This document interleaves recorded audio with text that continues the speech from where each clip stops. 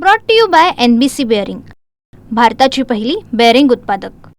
हिंदुहृदय सम्राट शिवसेना प्रमुख माननीय बाळासाहेब ठाकरे, आपल्या राज्यघटनेचे शिल्पकार भारतरत्न डॉक्टर बाबासाहेब आंबेडकर यांना अभिवादन करतो. आपल्या महाविकास आघाडीचे नेते आदरणीय पवारसाहेब, आदरणीय मल्लिकार्जुन खरगे साहेब, आदरणीय उद्धव साहेब, व्यासपीठावर उपस्थित असलेले या जिल्ह्याचे पालकमंत्री, आपल्या सर्वांचे मार्गदर्शक सन्माननीय माने साहेब, आपण नगराध्यक्ष पदाकरता ज्यांना निवडून देण्याचा निर्धार केलेला आहे त्या सौभाग्यवती सबुरी थरवल, जिल्हा प्रमुख दत्ता कदम, माझ्या ज्येष्ठ भगिनी नलिनीताई भुवड, माने मॅडम, त्याचबरोबर किरवे मॅडम, फडके मॅडम, व्यास आमचे राष्ट्रवादीचे जिल्हाध्यक्ष माझे मित्र बारकेशेठ बने, सन्मान्य आरतीजी, व्यासपीठावर बसलेली आमचे तालुका प्रमुख बंड्या बोरुकर, व्यासपीठावर बसलेली सर्वच मान्यवर मंडळी, आघाडीचे सर्व उमेदवार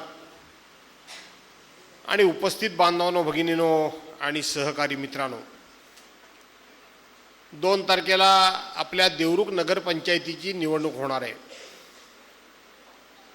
आणि या निवडणुकीकरता आपल्या आघाडीचे महाविकास आघाडीचे नगरसेवक पदाकरता म्हणून एकूण 17 उमेदवार आहेत आणि नगराध्यक्ष पदाकरता म्हणून आपल्या एक भगिनी अशी एकूण 18 उमेदवार आहेत. या 18 उमेदवारांपैकी 16 उमेदवारांची निशाणी ही मशाल आहे आणि 2 उमेदवारांची निशाणी ही तुतारी वाजवणारा, तुतारी फुंकणारा माणूस, ही 2 उमेदवारांची निशाणी आहे. 2 तारखेला आपण सर्व मंडळींनी एक राष्ट्रीय कर्तव्य समजून, एक पवित्र योगदान म्हणून या शहरामध्येच आपल्याला राहायचं आहे आणि म्हणून या शहराचं भवितव्य आणि भविष्य घडवण्याकरता म्हणून 2 तारखेला आपण सकाळी 7:30 वाजल्यापासून मतदान केंद्रावर स्वतःहून जावं आणि ज्या ठिकाणी मशाल दिसेल आणि ज्या ठिकाणी तुतारी वाजवणारा माणूस दिसेल त्यांच्या समोरचं बटन दाबून आपण या सर्वांना प्रचंड मताने निवडून आणावा असा आग्रह आणि विनंती करण्याकरता म्हणून मी या ठिकाणी आलो. हा आग्रह आणि विनंती करण्याकरता म्हणून मी या ठिकाणी आलोय. बांधवांनो, भगिनीनो, निवडणूक आली की सर्वांनाच विकास करण्याची स्वप्न पडतात. निवडणूक आली की आम्ही विकास करू, विकास करू, विकास करू म्हणून प्रत्येकजण सांगतो, परंतु एकदा का निवडणूक झाली की मोठमोठ्या गोष्टी करणारे, गप्पा करणारे लोक पुढच्या निवडणुकीपर्यंत कुठे शोधून सापडत नाही, पुन्हा कधी दिसत नाही. पण ज्यांचं खऱ्या अर्थानं या शहरावर प्रेम आहे, ज्यांना असं वाटतं की पुढची पिढी आमची ह्या शहरामध्ये राहणार आहे आणि त्या पिढीला लागणाऱ्या नागरी सुविधा, त्यांचं नियोजन, पुढच्या 50 वर्षाचं नियोजन डोळ्यासमोर ठेवून आपण काही निर्णय घेणं महत्त्वाचं आहे आणि ते निर्णय घेतले तर आणि तरच खऱ्या अर्थाने विकास ही संकल्पना सत्यामध्ये उतरते. नपेक्षा काही लोकांची विकासाची व्याख्या ठरलेली आहे की आपल्या खिशामध्ये कोण काय टाकतोय, 10 रुपये टाकले तर त्यातले 4 रुपये वाटायचे, 6 रुपये आपल्याच खिशात ठेवायचे आणि विकासाच्या मोठमोठ्या गप्पा करायच्या. ती माणसं पुढच्या निवडणुकीपर्यंत पुन्हा कधी दिसत नाहीत, ती फक्त आणि फक्त निवडणुकीलाच दिसतात. पण या व्यासपीठावर बसलेले प्रत्येक बांधव भगिनी गेली 5, 25, 30 वर्ष, आवाज वाढवू नका, नका वाढवू, गेली 5, 25, 30 वर्ष या शहराकरता, या तालुक्याकरता दिवस रात्र झटणारी जर मंडळी कोण असेल तर ही सगळी व्यासपीठावरची ही मंडळी आहे, हे मला आवर्जून सांगितलं पाहिजे. मला धन्यवाद दिले पाहिजेत तुम्हाला बारके शेठ, धन्यवाद दिले पाहिजेत माने साहेबांना, धन्यवाद दिले पाहिजेत आरते साहेबांना की आपण या ठिकाणी एक चांगली महाविकास आघाडी तयार केली. गेल्या वर्षी विधानसभेच्या निवडणुका झाल्या आणि ह्या निवडणुकीमध्ये अनपेक्षितपणे आपले जवळजवळ सगळेच उमेदवार पराभूत झाले. सगळे उमेदवार पराभूत झाले. परंतु ज्या वेळेला स्थानिक स्वराज्य संस्थेच्या निवडणुका लवकरच होतील अशा प्रकारची चर्चा सुरू झाली आणि माने साहेब, मी या संपूर्ण रत्नागिरी जिल्ह्यातले वंचित बहुजन विकास आघाडीचे सगळे लोक मी एकत्र केले. सगळे लोक मी एकत्र केले. मी मित्रपक्ष म्हणून राष्ट्रवादीशी स्वतः बोललो, मित्रपक्ष म्हणून काँग्रेसशी स्वतः बोललो, आरपीआयचे वेगवेगळे गट आहेत त्या सगळ्या गटांजवळ मी स्वतःहून बोललो, मनसेच्या सगळ्या लोकांना मी एकत्र केलं. कारण मला माहित होतं ही लढाई जी होणार आहे ती धनशक्ती विरुद्ध जनशक्ती अशीच ती लढाई होणार आहे. आणि म्हणून या धनशक्तीचा जर पाडाव करायचा असेल तर लोकशाहीमध्ये आपल्या सर्वांना मजबूत अशी जनशक्ती उभी केली पाहिजे. आणि म्हणून हे सगळे घटक पक्ष मी एकत्र केले आणि या सगळ्या पक्षाच्या प्रमुख नेत्यांजवळ ताई मी चर्चा केली आणि त्या सर्वांना सांगितलं की कोणाच्या तरी फायद्याकरता, कोणाला तरी मोठेपणा मिळण्याकरता, कुठला तरी पक्ष वाढण्याकरता म्हणून आपल्याला एकत्र यायचं नाहीये, तर डॉक्टर बाबासाहेब आंबेडकरांचं संविधान वाचवण्याकरता म्हणून, ही लोकशाही वाचवण्याकरता म्हणून, तुमचे आमचे छोटे छोटे पक्ष या देशामध्ये टिकले पाहिजे म्हणून आपल्या सर्वांची गरज आहे. म्हणून आपण सर्वांनी एकत्रितपणे काम केलं पाहिजे.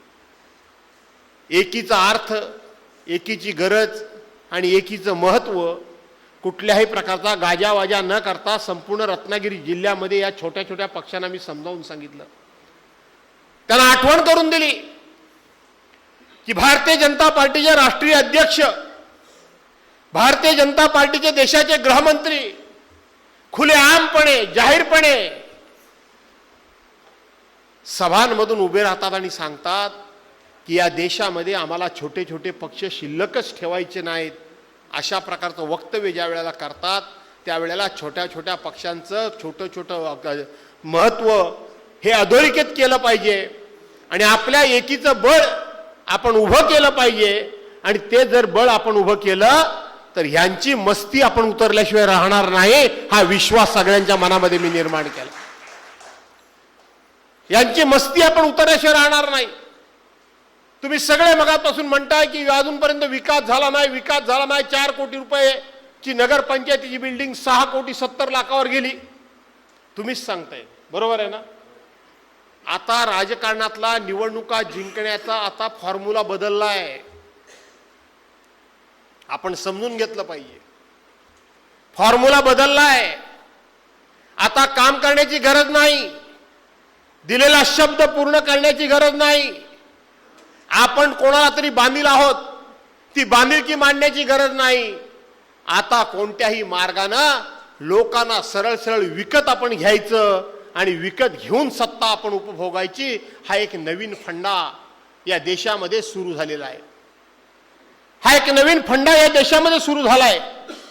त्याची किंमत लावायची, त्याला विकत घ्यायचा, उमेदवार विकत घ्यायचे, मतदार विकत घ्यायचे. सरकारी पैशातून तुम्हाला काहीतरी देणग्या देतो म्हणून सांगायचं, तुमच्या नावावर कितीतरी पैसे टाकायचे. तेवढी वेळ निघून गेली, निवडणूक झाली की पुन्हा आपल्याला आहे ते सगळं काय काम करण्याची गरज नाही. लाडकी बहीण काय केलं, लाडक्या बहिणीने विधानसभेमध्ये केलं की नाही? परवांच्या बिहारमध्ये प्रत्येकाच्या खात्यामध्ये किती किती हजार रुपये गेले. पैसे कोणाचे? पैसे कोणाचे? तुम्हाला असं वाटतं की ते पैसे आम्हाला मिळाले, कुठल्या तरी सरकारनं दिले, कुठल्या तरी पक्षानं दिले. अरे सरकारच्या तिजोरीतले ते आलेले पैसे आहेत आणि म्हणून सरकारच्या तिजोरीमध्ये येणारा पैसा हा सगळा तुमच्या आमच्या घामाचा, श्रमाचा आणि तुम्ही आम्ही भरलेल्या टॅक्सचा हा पैसा आहे, हे लक्षात ठेवा. टॅक्सचा हा पैसा आहे. आज इथं मी मगाशी आलो संगमेश्वर पासून देवरुख पर्यंत, काय रस्त्याची अवस्था काय आहे? रस्त्याची अवस्था काय आहे? 4, 5, 6 वर्षापूर्वी हा रस्ता कसा होता आणि आता हा रस्ता कसा आहे? जाऊन रत्नागिरीमध्ये बघा, वल्गना करणाऱ्या पुढाऱ्यांच्या शहरामध्ये काय अवस्था आहे. जाऊन खेडमध्ये बघा, जाऊन बघा. आता विकास करून लोकांची मनं जिंकणं, विकास करून लोकांना आपल्या बाजूला वळवून त्यांचं मत घेणं, ही आता राज्यकर्त्यांना गरजच वाटत नाही. कोणत्या ना कोणत्या तरी मार्गाने विकत घेणं, अशा पद्धतीचा खरेदी विक्रीचा व्यवहार केला की आपल्याला सत्ता मिळते, हा विचार जर अधिक बळकट झाला, अधिक दृढ झाला, तर लोकशाहीला फार मोठा धोका आहे. जरा प्रत्येकानं प्रश्न विचारा आपल्या मनाला. एक काळ असा होता की एखादा उमेदवार उभा करायचं म्हटलं की आपण भूषण सांगायचो, मोठेपणा सांगायचो, गर्वानं सांगायचो, कौतुकानं सांगायचो की हा अमका तमका उमेदवार, नाही ही अमकी तमकी उमेदवार. ही घरामध्ये गरीब आहे, ही घरामध्ये गरीब आहे, बिचारीकडं काहीही नाही. परंतु तरी देखील समाजानं, लोकांनी, मतदारांनी त्या बाईला उभी केली आहे, त्या भावाला उभा केलाय. चांगला गरीब आहे, त्याची परिस्थिती चांगली नाही, पण समाजानं त्याची परिस्थिती बघण्याऐवजी समाजानं त्याच्या अंगातले असलेले गुण, हे गुण हेरून ते समाजसेवेला का उपयोगी पडतील म्हणून त्याची परिस्थिती बघितली नाही, तर त्याच्या अंगीचे गुण बघितले आणि त्याला उभं करण्याचे अनेक उदाहरणं आपल्याला सांगता येतील. पण आज अशा पद्धतीनं मतांचा बाजार, अशा पद्धतीनं मतांचा रेट ठरवून जर निवडणुका आपण जर जिंकायला लागलो, तर भविष्यामध्ये सामान्यातल्या सामान्य माणसानं निवडणूक लढवण्याचं स्वप्न सुद्धा त्याला कधी बघता येणार नाही. काही लोकांनी ह्या निवडणुका जाणीवपूर्वक महाग केल्या आहेत, गरज नसताना महाग केल्या आहेत, कारण त्यांचा डाव निराळा आहे. ह्या निवडणुका एवढ्या महाग करून ठेवायच्या की भविष्यामध्ये ती निवडणूक लढण्याचं कोणी स्वप्नच बघू नये, विचारच करू नये. अशा पद्धतीचं ह्याच्या पाठीमागचं षडयंत्र आहे, हे आपण सर्वांनी लक्षात घ्या. आणि म्हणून हे षडयंत्र जर उधळून लावायचं असेल, हे षडयंत्र जर आपल्याला संपूर्णपणे मातीमोल करायचं असेल, तर डॉक्टर बाबासाहेब आंबेडकरांनी तुम्हाला खूप मोठी ताकद तुमच्या बोटामध्ये दिलेली आहे. 2 तारखेला तुम्ही सर्वांनी मतदान केंद्रावर जा आणि ज्या ठिकाणी मशाल दिसेल आणि तुतारी दिसेल त्याच्या समोरचं बटन दाबून हे षडयंत्र उधळून लावा, यांना प्रचंड मताने विजयी करा, हे सांगण्याकरता मी या ठिकाणी. बाकी विकासाला सरकार कोणाचं आहे? डबल इंजिन, काय ते डबल इंजिन, ट्रिपल इंजिन. आता ह्या सभेत मी बोलत नाही, परंतु रत्नागिरीमध्ये बोलेन मी ते. डबल इंजिन, ट्रिपल इंजिन, आमचं एकच इंजिन, बरोबर आहे का नाही? पण आमच्या एका इंजिनची गाडी इतकी पॉवरफुल आहे, यानंतरसारखी 2-2, 3-3 इंजिनं मोडलेली लावायची काय गरज लागत नाही आम्हाला. डबल इंजिन, टिबल इंजिन, ट्रिपल इंजिनचे काय इंजिन सगळं इंजिनच. अरे म्हणजे याचा अर्थ की तुम्हाला एका इंजिनवर तुमची गाडी धावू शकत नाही, तुमची गाडी निकामी झालेली आहे, म्हणून तुम्हाला वेगवेगळी इंजिनं जोडावी लागतात, वेगवेगळी जोडावी लागतात. या नगरपंचायतीचे सगळे मला श्रेय देतात. मागच्या वेळेला आपण सांगितलं की नगरपंचायत भास्कररावांनी निर्माण केली. खरं तर आता हनीफभाई हरचिरकर आपल्याबरोबर नाही आहेत, त्या काळामध्ये ते आमचे शहर प्रमुख होते. इथं नगरपंचायत करावी अशा पद्धतीचं अनेक वर्षांचं स्वप्न आपल्या सर्वांचं होतं. ते स्वप्न पूर्ण करण्याचा प्रयत्न माने साहेबांनी सुद्धा केला. परंतु मी नगरविकास मंत्री झालो आणि आपल्याकडे 1 नाही 2 नाही तर आपण एकाच दिवशी 3 नगरपंचायती केल्या. या नगरपंचायतीचं लोकसंख्या त्यावेळेला 12,000च होती, 15,000 नव्हतीच. 2001च्या नंतर 1,000 आणखीन कमी झाली.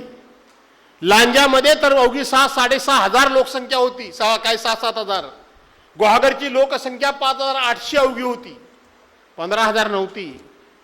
खरं तर 15,000 लोकसंख्या असायला पाहिजे होती, परंतु प्रशासनावर बऱ्यापैकी माझं वचक असल्यामुळं आपण ते निकष बाजूला सारले आणि एका वेळेला 3-3 नगरपंचायती आपण स्थापन केल्या. या नगरपंचायतीची ग्रामपंचायत होती उमेदवारी अर्ज ग्रामपंचायतीकरता भरून झाले होते, ऑर्डर आलेली नव्हती. हनीफभाई सारखे माझ्या पाठीमागे लागले होते, ते फॉर्म भरून झाले, फॉर्म मागे घ्यायची मुदत संपली, अमुक झालं तमुक झालं. मी त्यांना सांगितलं आज संध्याकाळपर्यंत नगरपंचायत झालीची ऑर्डर ही तुम्हाला कलेक्टरकडे पोचेल, तुम्हाला पोचेल. आणि मला सांगताना आनंद वाटतो की दिल्लीमध्ये निवडणूक आयोगाकडे संपर्क साधून, खरं तर ह्या राज्याच्या निवडणुका ह्या दिल्लीमध्ये नसतात, पण त्याची कारणं वेगळी होती आणि म्हणून ते संपर्क साधून आपण ती निवडणूक रद्द केली आणि ही नगरपंचायत आपण जाहीर केली. ही नगरपंचायत आपण जाहीर केली. जाऊन रेकॉर्ड बघा, जाऊन रेकॉर्ड बघा. निवडणूक लागलेली नव्हती, फक्त नगरपंचायत जाहीर झाली आणि माझ्याकडे नगरविकास खातं होतं. गुहागरला मी 17 कोटी रुपये दिले, देवरुखला मी 8 कोटी रुपये दिले, लांजाला मी 9 कोटी रुपये दिले. कधी दिले? सर्वसाधारणपणे निवडणुका झाल्यानंतर माझं पॅनल निवडून आले तर मी एवढे पैसे देईन, तेवढे पैसे देईन, तेवढे पैसे देईन आपण सांगत असतो. परंतु निवडणूक सुद्धा लागली नव्हती, नगर विकास खातं माझ्याकडे होतं. ते पॅनल किंवा ती सत्ता जनतेने कोणालाही द्यावी, पण माझ्या कोकणाला मला माझ्या खात्याअंतर्गत पैसे देणं माझं कर्तव्य आहे हे समजून आपण कोणाचीही सत्ता या, पण माझ्या कोकणाकरता म्हणून या तिन्ही नगरपालिकांना निवडणूक लागण्याच्या पूर्वी आपण पैसे त्यांच्या खात्यामध्ये जमा केले. जाऊन तिथं रेकॉर्ड बघा. निवडणूक लागण्यापूर्वी गुहागरला, देवरुखला, लांजाला, त्याचबरोबर राजापूर पासून अगदी दापोलीपर्यंत मी तेव्हा राष्ट्रवादी काँग्रेसचा मंत्री होतो. माझी एकही नगरपालिका नव्हती, पण माझ्या कोकणाला मला न्याय दिला पाहिजे म्हणून सगळ्या नगरपंचायती नगरपालिकांना आपण त्यावेळेला बारकाईने पैसे दिले, सर्वांना पैसे दिले. आज तुम्हाला जर कोणाची भीती दाखवत असेल की जर तुम्ही सत्ताधारी पक्षाच्या बाजूने नगरपालिकेचा कौल दिलात नाही तर तुमचा विकास कोण करणार, असं तुम्हाला कदाचित भीती दाखवत असतील. दाखवतात काय? भीती दाखवत असतील.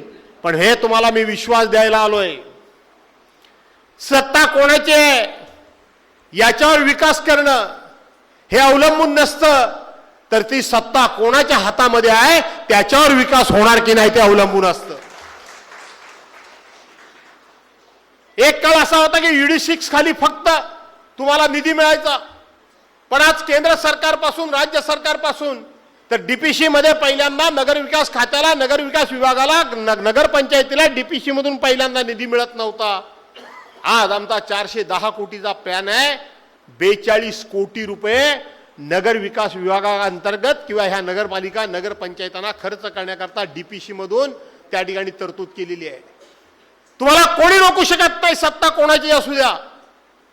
एकटा जरी असलो तरी त्या जिल्हा नियोजन मंडळाच्या बैठकीमध्ये भास्करराव जरी एकटा असला तरी तुमचा हक्क कोणाच्या बापाला डावलून देणार नाही, तुमच्या हक्काची रक्कम तुम्हाला देईल.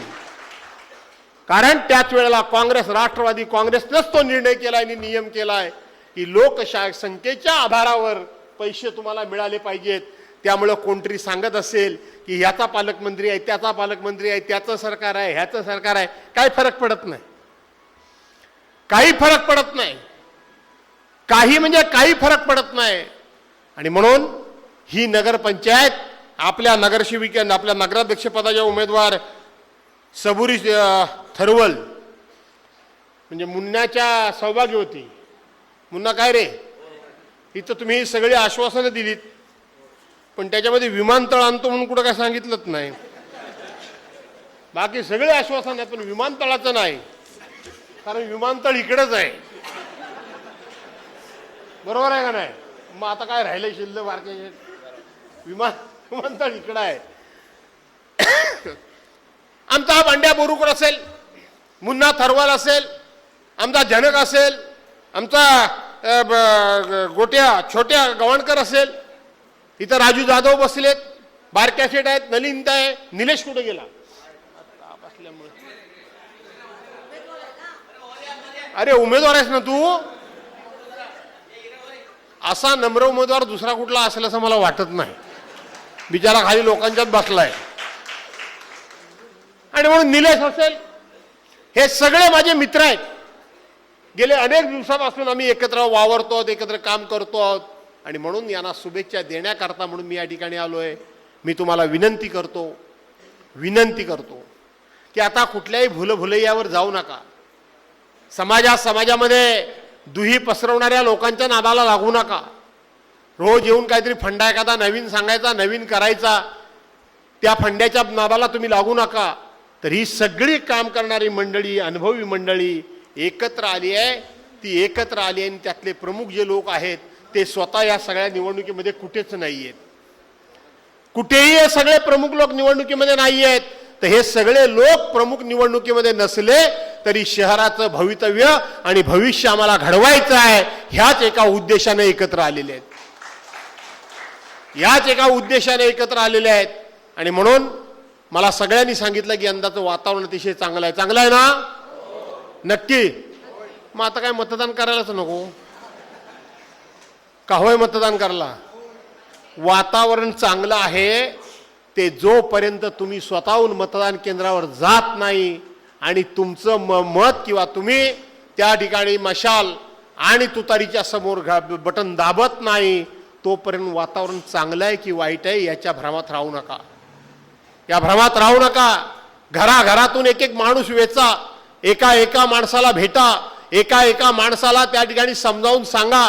गेल्या कित्येक वर्षामध्ये ज्यांच्या हातामध्ये सत्ता आहे ती आणि आम्ही सुद्धा या ठिकाणी जे काम करण्याकरता उभे राहिलोय आणि म्हणून आमच्या पाठीमागे तुम्ही आशीर्वादानं उभे राहा, अशा प्रकारची विनंती करा.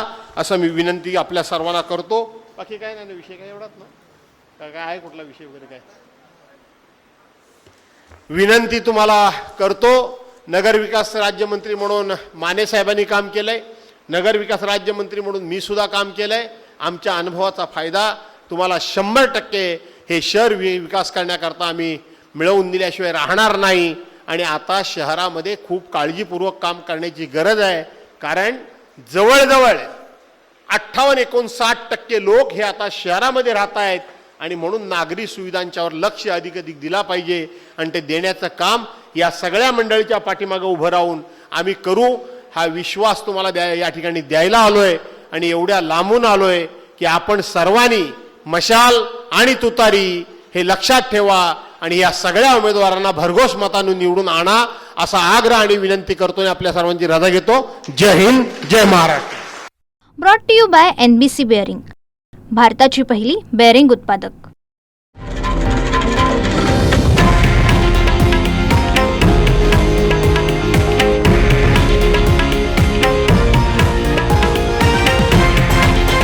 हे आहे देशातील नंबर 1 न्यूज नेटवर्क आणि आपण पाहत आहात TV9 मराठी, एकमेव.